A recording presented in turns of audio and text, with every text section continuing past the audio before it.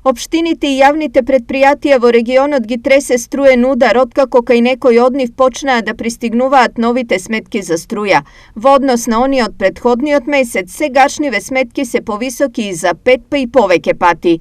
Карактеристичен пример е Чешинова Облеше, во која сега треба да плати сметка од 800.000 денари. Ако 12 месец 2020 година имало доспеано побарување околу 155.000 денари, сега имаме околу 800.000 денари доспеано побарување. Ние како единици на локалната самоуправа веќе имаме направено план за штедење, кој веќе се практикува во јавното осветлување, парковите и другите простори, се со цел за да можеме да направиме некоја заштита. Во Грч се и во јавното предпријатие ИСЕР, каде за неколку денови очекуваат исто така сметка за струја која е 5 пати повисока од досегашната.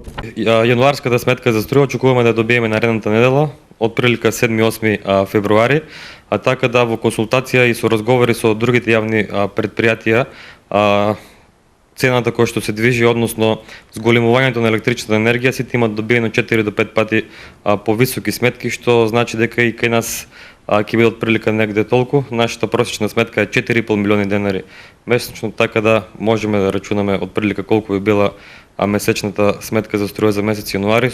А отколку ќе добиеме дополнително, ќе водиме сметка, ќе одлучуваме, ќе се договараме, ќе кратиме трошоци за да можеме да ја подмириме иста. Мирни засега се само во јавното предпријатие Водовод Кочани, каде договорот за струја исто така е раскинат, но добавувачот има обврска за дистрибуција на електрична енергија по иста цена уште извесен период. Ние се уште сме во групата на оние комунални предпријатија каде што договорот за сметка за струја се уште не е прекинат. Иако износот е висок поради природата на нашиот систем за водоснабдување со пумпни системи, значи не оде по гравитационен пат, редовно ќе се плати во периодот кој што е доставен од фирмата која што не снабдува за електрична енергија за плаќање.